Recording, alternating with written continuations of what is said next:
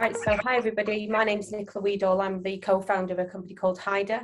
And Hydr is essentially set itself on a mission to eliminate payment problems for SMEs. And we're going to do that by enhancing a pre-existing product, which is invoice financing, but changing it to suit the SME market and doing it all via digital tech platforms. So what we're essentially doing is we're paying invoices within 24 hours of creation. We then take on the ownership of the collections for that invoice, and we also protect it with our credit insurance as well. And then with that, we are essentially providing our SME market the opportunity to grow and deal with businesses whereby late payments and extended payment terms are a bit of a major issue, to be honest with you. So the issue with late payments, it's not new at all, and you're absolutely right, Chi-Chi. If we'd have run that report in 2011, we'd be having the exact same problem as we are today. Now, the government have tried initiatives. We've got the prompt payment code, for instance, whereby customers can sign up for the prompt payment code and essentially have a stamp to say, we will adhere to payment terms that are on invoices. But I think payment terms come in two different forms. You've got late payments, whereby customers just don't pay within the terms that are stated on your invoice. And then you've got extended payment terms. And this tends to be from bigger businesses, whereby to do business with us, you will need to be sending us an invoice and expect payment in 90 days. And a 90-day payment term doesn't mean that that's a late payment. So these companies can then get on that kind of bandwagon of, oh, we don't pay late, we do pay on time. But you do insist that you have 90-day payment terms. So for SMEs, it's a very difficult position to be in. For any business, it's a difficult position to be in, but especially for SMEs and certainly for the small businesses that are just starting to grow. Because what the major problem I find, and certainly from the feedback from our customers, is it's a deterrent to do business with some of these businesses, because they can't afford to wait the time in which it takes. And what that then does is it puts this restriction and this barrier to grow. So any small business would be like, oh my God, it's amazing. I've got this opportunity to pitch for business with this very well rated customer within the UK, and I can't believe it. And they're the things that we're all striving for. Everybody wants that amazing contract to be able to go ahead and do. But then you're stuck with but I can't afford to wait 90 days to be paid. And I genuinely think that it's not necessarily big businesses putting the pressure on small businesses to just pay in 90 days because we can. I think that the bigger the company, that the more process you have to go through to get invoices authorized and paid. I used to work for GE Capital, and they had a standard 90 to 120 day payment terms on their invoices. And it wasn't because they just wanted to stretch the payment terms for all of their customers. It was because the invoices had to be authorized through a portal. Each member of that authorization process had 14 days to authorize their element of the invoice. And then it had to be sent to a specific accounts payable department. I think it was in Barcelona. So it's not always just a matter of we don't want to pay on time. It is, there's some valid reasons. So I think the issue that we're facing at the moment, and cash flow as a concern, is definitely something that we as a country need to do better at resolving. This is really interesting. So what's the solution? I've totally been there.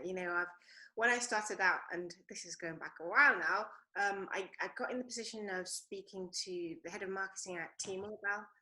T-Mobile, no, so that's a clue how long ago this happened. And it was great. Everybody was so excited. It was my first entrepreneurial thing. But then they would talk about their terms of business and payment terms, and it just looked impossible. I couldn't survive the 3 months it would take to do the work and then wait to get paid. So what's the solution? How do people approach this now, with and without Hydr, actually? If that's well, to be honest with you, my business Hydr is there to provide a solution to this problem, and we genuinely believe that we're doing it. I wouldn't say that Hydr is a tech for good business, but equally we're trying to do it so that it's fair terms. You're not tied into contracts. We're really trying to change the holistic view of invoice financing in terms of the process of how you apply, right through to what what percentage of the money that you actually get as well. But it would be amazing if we didn't need businesses like Hydr, because everybody just paid on time. And, you know, but that isn't the case. So I think there's a couple of things, really. I think you have to have confidence in yourself as a business owner, in that you shouldn't just agree to payment terms that are not going to work for you, because that can be equally, if not more damaging than not taking on that particular set element of business anyway. Because you may be putting hundreds of thousands of pounds up front in delivering whatever that product or service is, and then having and weeks of time and effort as well, and then you get to generate an invoice, and then you have to wait for the terms. Whereas if you didn't do that business in the first place, then clearly you wouldn't have that additional cost to bear in the beginning.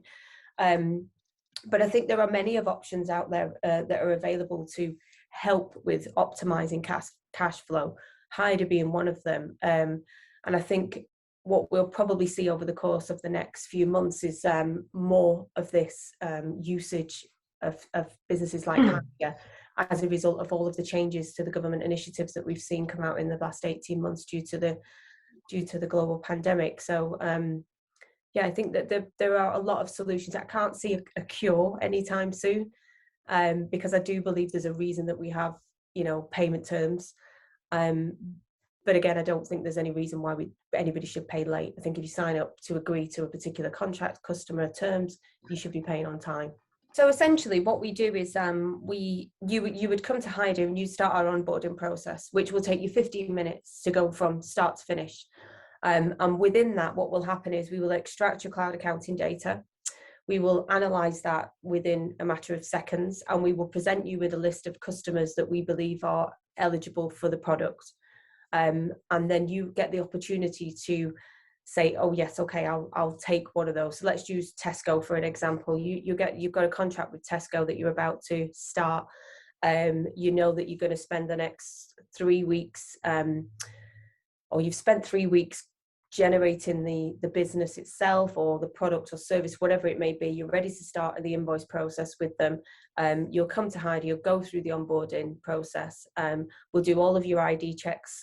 You'll sign our agreement and everything. As I say, it takes 15 minutes to get to that point where you're now a Hydr customer.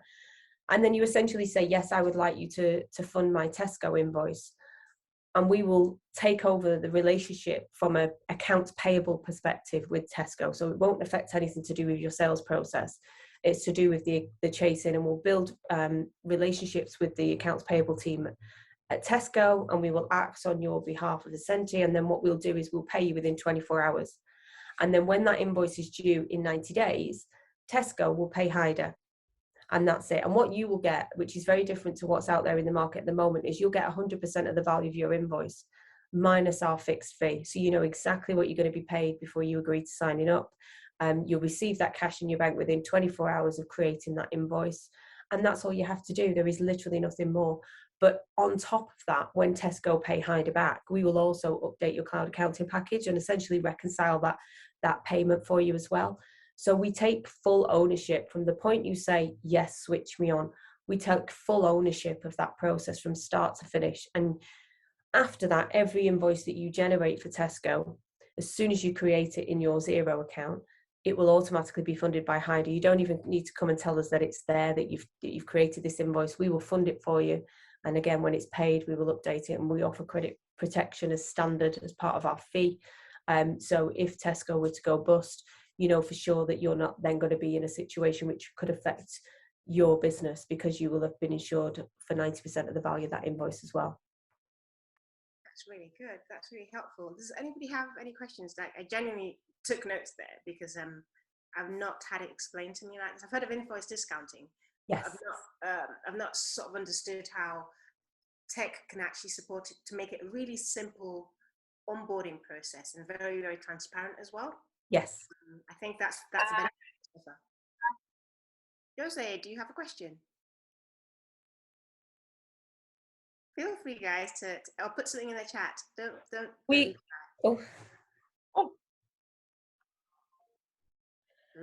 Not really, actually. I just joined right now. I believe, no. Sorry for the late to join. I had some issue with my network. It's absolutely fine. It's absolutely fine. It's because you spoke at that time. I thought, yeah, sit back and enjoy it. And we have a question for Nicola in the chat as well. Thank you, Becky.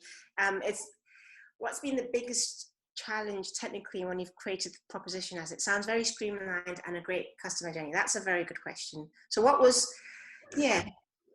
difficult?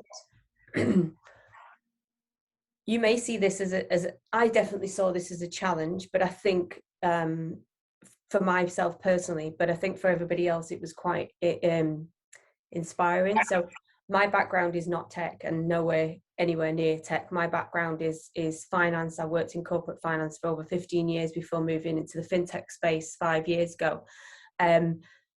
So my biggest challenge was understanding the capabilities of building a product like what Hydr is today, or the restrictions to building a product like what Hydr is today. But I think from a developer perspective, the fact that I went in there with absolutely no expectations and just said, right, I want to do this, and didn't think, well, I can't ask for that because I know that that's not doable, actually made what we've built even more powerful. So me going in there saying, it seems really, really simple now, but I don't want to wait 21 days to register a charge at company's house. I want to do it instantly. And no other lender in the market 5 years ago was doing such a thing. I mean, Hydr don't do that right now, but it was just that I didn't know what capabilities were available. And therefore I just asked for the absolute, shoot for the moon kind of perspective, and you might land in the stars. And that was very much the case. I think challenge wise was my lack of tech expertise made the whole process very difficult for me personally.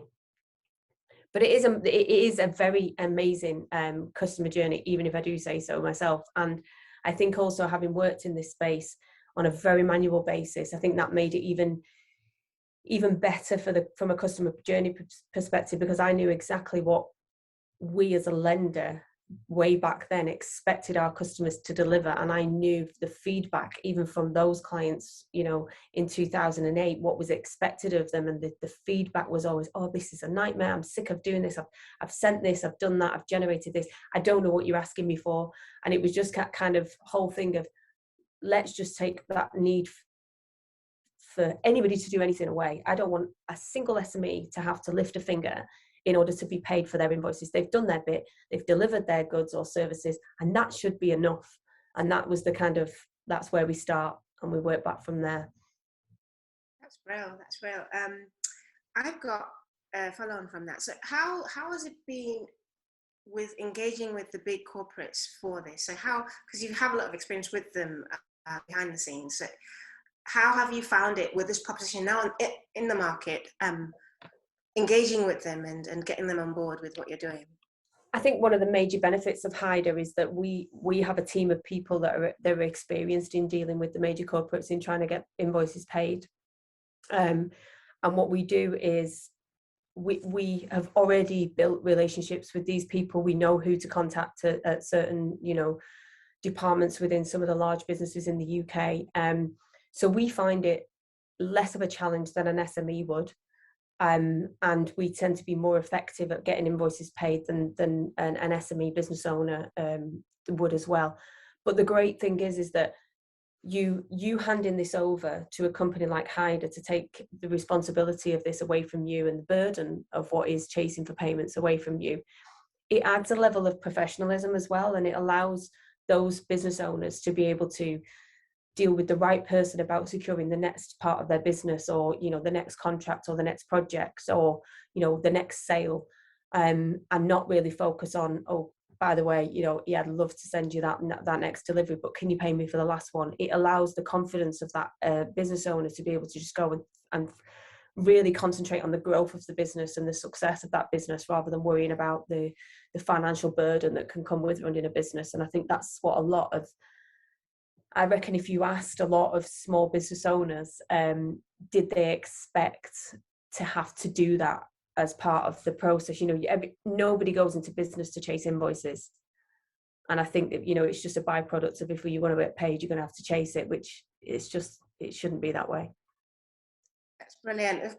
They're all coming in now. We've got another question in the chat for you. Carly, feel free to actually speak out your questions, guys. Actually, you can all read. So Becky and Carly, and then Becky, please do talk about your questions rather than me saying anything, unless you have a reason of not being able to talk at the time.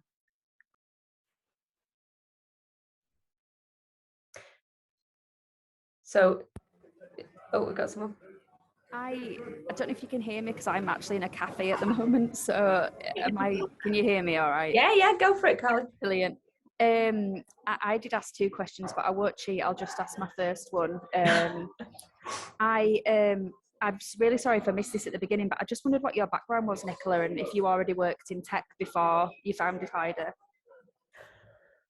So my background started in the corporate world. So I worked in invoice discounting for GE Capital for around about just shy of 15 years. I left that industry in 2017 and moved into a fintech, at which point that was my first insight into technology of any description. And so I didn't have any tech background at all. And then I started a business of my own back in 2018, which was my first real kind of dipping my toe in the water as being a fintech founder. So I'm very much a financial background rather than a tech background. And I don't, I believe in stick to what you know, not necessarily don't learn, but don't try and be an expert in everything. So I stick to the financial side of things and I let other people deal with the tech. Cool, thank you. You're welcome. That kind of leads into my question a little bit, Nicola. Obviously, if you didn't have that existing tech knowledge, I know you just alluded to the fact that you had it in the business prior, but how did you go about sourcing your developers and choosing your tech stack? Because it's quite a big, scary decision in the beginning. And did you have mentors, advisors, investors potentially that helped guide you on that process? Yeah, I think it was definitely all of the above. So founded the business with my co-founder Hector, and neither of us have the kind of tech expertise.